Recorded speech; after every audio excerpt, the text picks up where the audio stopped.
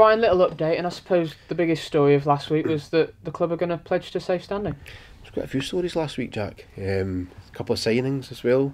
Yes, when obviously the supporters have been trying to crowdfund the monies for the safe standing, we've always backed it, and we were delighted that we were able to double the amount when they got to 20,000, to double it to get it to over 40,000 by putting in a club donation of 20,000 as well. So hopefully it's been well received and continues to keep the thing going, the momentum going, to try and get to the 75 that we need to get the safe standing and be the first club in England and Wales with it. It's probably something the club didn't really have to do in a way, but it's kind of, you want to have that message out there. Well, I've got to be honest, when the Supporters Parliament first came to us and approached the club about doing it, I was on the understanding that it wasn't going to cost the club any money, it was going to be a supporter-led initiative, which it has been. But you know what, I think there's a time and place sometimes that we're all in this together, and it gave an opportunity for the club to put something to it as well, and hopefully boost everybody, because it's been so widely supported, and we hope that the momentum continues and we can all get to where we want to be with it. And that pledge pushed it over that 50% mark. Yeah.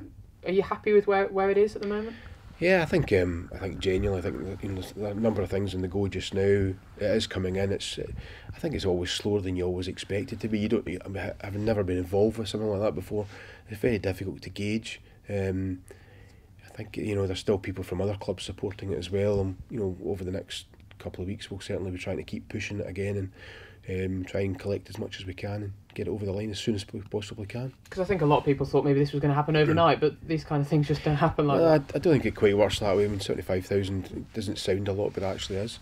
And I think when the average person is spending £20-25 on it kind of thing, I think from previous campaigns they were expecting it. It needs a number of people to back it, and hopefully, I know we're trying to support what the Supporters Parliament are doing as well, with businesses getting involved, and if we get 5 to 10 businesses taking the £1,500 gold package, then suddenly it makes a huge difference to everything. I know there's been a couple last week as well. I think Longman were the last one I've seen travel. They've backed it, so if we can get a few more of them, it helps edge us closer. And the club are working closely all the time with Tifosi, with different things that they can offer, things to do with the media team, things to do with shirts, lots of different things that are kind of going on. Yeah, it's just trying to be creative and just put different things in, even from the Wimbledon game, when we decided before the game, if we were successful, that maybe the winning goal scorer we could put the actual match worn shirt up, and again that's gone well. The one last week was a bid for, I think it was a squad number and naming the programme, which again has gone well. But these things add quite a bit of value to what we're trying to bring in, and value to the fund. Another little thing is the fan cards. They seem to have taken off really well, actually. Yeah, I'm pleased. To be honest, it makes a lot of sense for those supporters who can't justify a season ticket. I've spoken about this before and how important it is to look after various sets of supporters, and obviously the people come to 6-10 games a year, can't, maybe through work or other commitments, so it doesn't worth their while buying a season ticket. But the fan card not only makes them save a bit of money, but it also makes it a lot easier for them to come to games. The fact you can just load it onto your card, you don't have to, takes away the need for a ticket, takes away queuing, and all you're doing is basically getting an email with all your ticket details. I think the last week there were over 200 sold. Hopefully there'll be a few more over the bank holiday weekend as well, and with the positive result we got at Oxford as well, I'm sure people will continue to buy them. I think if we need to keep spreading the word, and if there are other supporters out there that potentially could be interested in a fan card, and explain the benefits to them, that if it's an adult they're getting £2 off every game, and they can buy it online and it saves any hassle. It's a bit of a no-brainer for most of the floating supporters, and for those who come to a certain amount, even those who only come twice a year, you'll get your money back over a year, because the card's for life. And to come to League One football for £18, we've been to Wimbledon and Oxford this season. I think they were both £24, so £6 cheaper than that. It's pretty good. Yeah, no, I think it makes it.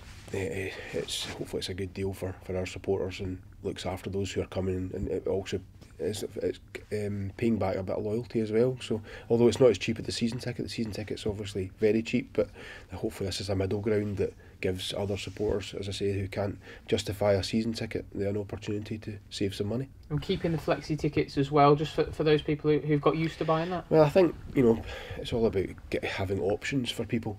Like the safe standing offers people the chance to either stand or sit. If you've got options, whether it's a fan card, the flexi ticket, the print at home, or a season ticket, or if people just want to come and buy a match ticket, they can come and buy a match ticket. We're providing more options for supporters, and in a lot of ways taking away excuses for people saying, well, I don't want to go to watch Shrewsbury because I can't be bothered queuing for a ticket, or I can't be bothered, I don't, for whatever reason. We're making it simple for people to come to games, which is hopefully going to help everybody and get bigger crowds here. Fan cards selling well, shirts selling well as well. Over 1,000 sold already. Yeah, 1,000 shirts. Yeah, that was last week, so hopefully a few more again going. It's great to see the success of it. I think both shirts, the home and away, have both been very well received, and are proving very, very popular. I know Sib in the club shop has been looking at her orders to make sure she's got enough to cover the period between now and Christmas as well. So, we're really pleased with how that's gone too. It seems to have gone down, very well. The difficulty sometimes with shirts are everybody's got a different choice in clothes, and whilst it's not going to be everybody's favourite, in the main everybody's been quite positive about the home and the orange one as well, which has gone down well, and certainly the two strips have been quite fortunate for us so far. Yeah, because I suppose the orange one, people be saying orange, it's a bit strange, but actually it seems to take off, particularly with young kids. They seem to really like that shirt. Yeah, no, it's a smart looking shirt. Let's be honest, it looks smart, and I think when the team are doing well too and wearing it, then everybody's happy. And I suppose the home one, there was a sort of thing about the stripes, but it's still got a real traditional look to it with just a bit more of a contemporary feel. No, it's a bit different. The strip this year is a bit different, and I think sometimes when you go from a traditional one to a bit more a different one, which we've gone for this season, you're providing you can't just have the same one every year. People, well, realistically, let's be honest, they won't buy the shirt, which is not what we want. We only need people to be around wearing the shirt, and we also need the sponsors to be seen on the shirt. And it's good for us that the more we sell, so we do need to mix it about, and sometimes have a traditional one time and then the next one be a bit funky or a bit different.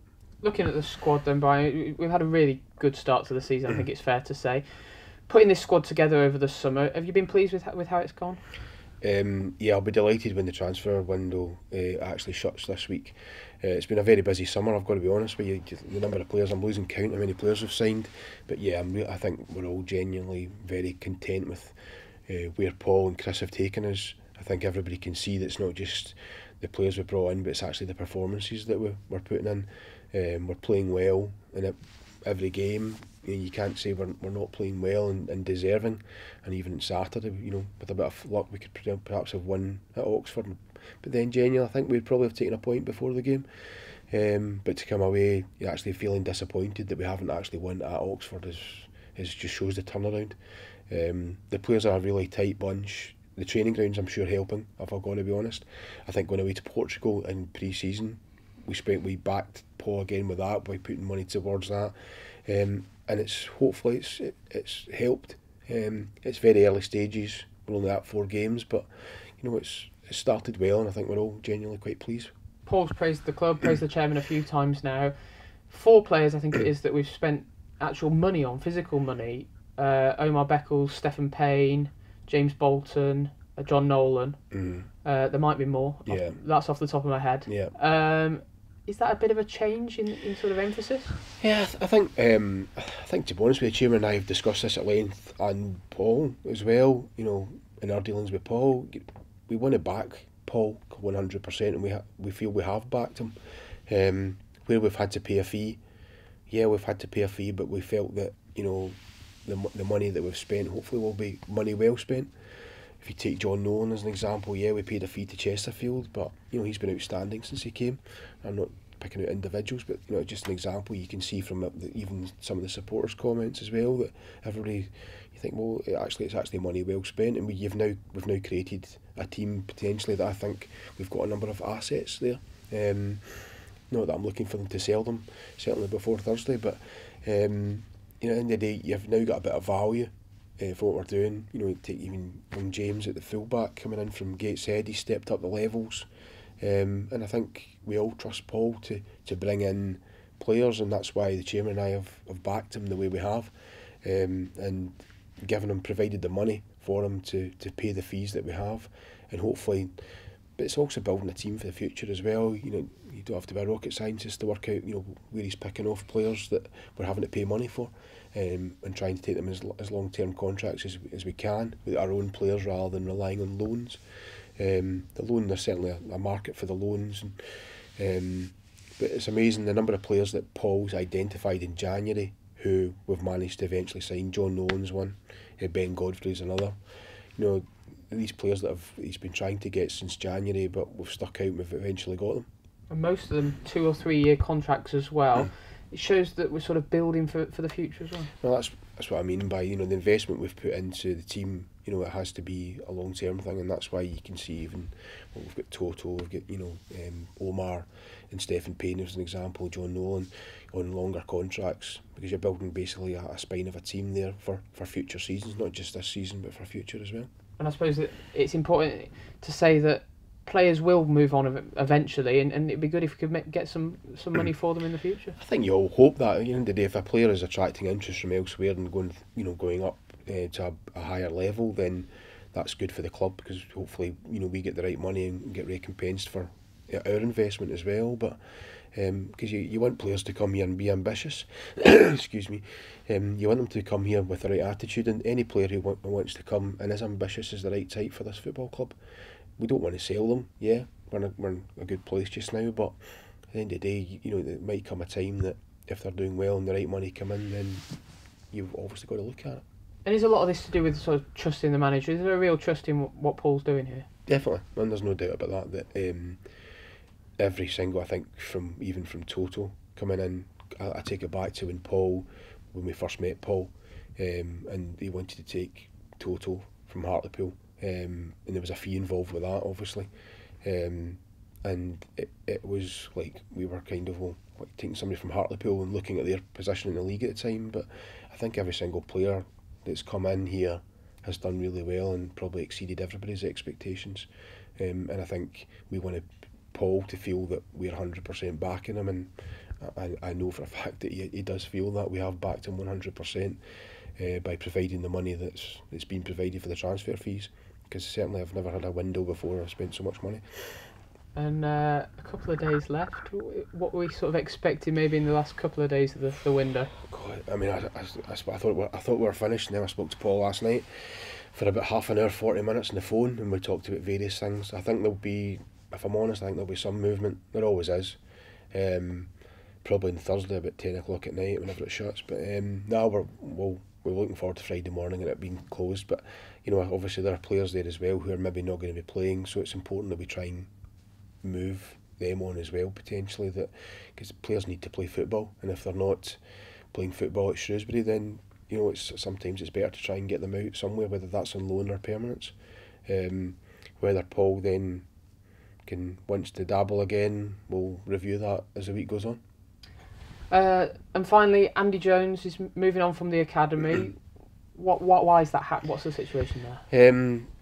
Andy's been in here for a year and a half, but what people don't realise sometimes in football, that it takes over your life, and Andy's got a young son, and I think it was affecting his life and his family, and I think it comes when he's come from a teaching environment where he's probably had 6-7 weeks off in the summer, and football never stops. You know, you work all day and you go at night, and the phone goes all the time. And in his position as academy manager, the phone does go every night, because he's got the 18s, the scholars in during the day every day, and then at night he's got all the academy kids in from age 8 up the way, and then weekends it's full of games. So you know, the phone does go, it does take over your life. It's 24/7, and I think Andy felt that he's taken it to a good place, and I'm actually 100% got to agree. I'm really, really disappointed to lose AJ,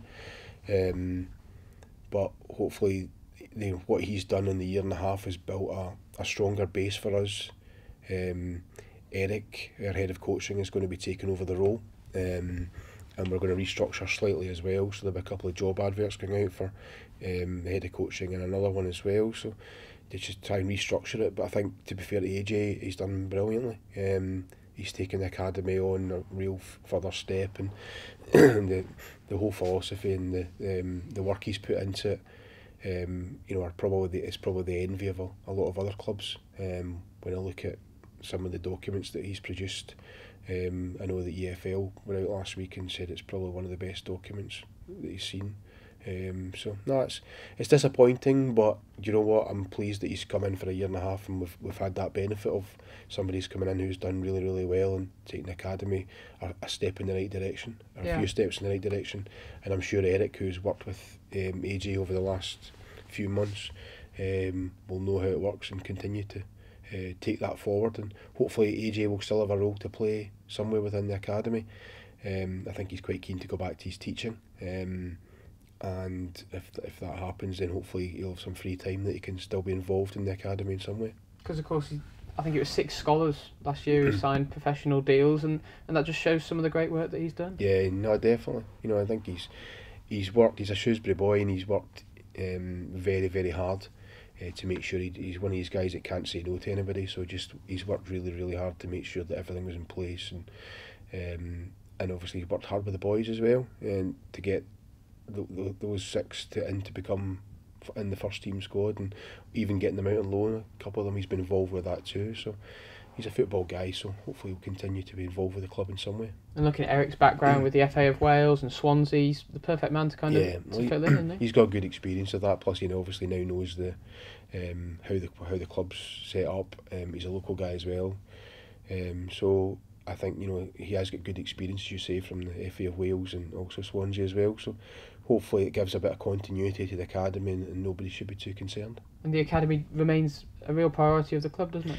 Yeah, I think we put a lot of money every year into the academy to make sure we get it right. I think we've got I look at it and think we've got a really good catchment area. Again, going back to what I've said before about supporters and getting them in. We've got a good catchment area to try and get quality players in the Shropshire area, North Wales area, and even touching on Birmingham, Liverpool, Manchester, to pick off those players that, because we can offer them first team football. If they're good enough, they'll play for us first team football, which obviously the big Premiership clubs can't guarantee that with young players. There's very few of them come through, and they just become more of a number, whereas it's the academies at our level that are actually producing the players.